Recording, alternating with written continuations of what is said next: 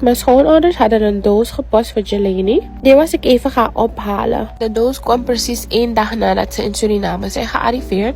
Mijn schoonvader wilde dat we dat pakketje moesten verpakken voor Jill, omdat ze het zelf moest unboxen.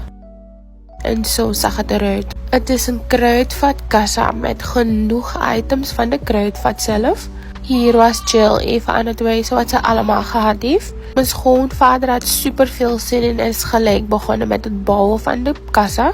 Samen met Damon hebben ze het binnen een paar minuten gefixt.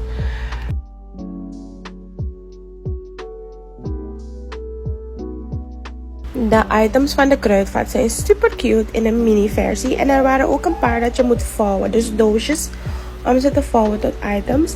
En as de extra mom as I am, Jill kreeg biljetjes en munten. En ik dacht, ik ga de biljetjes kopiëren, zodat ze meer geld in de kassa heeft.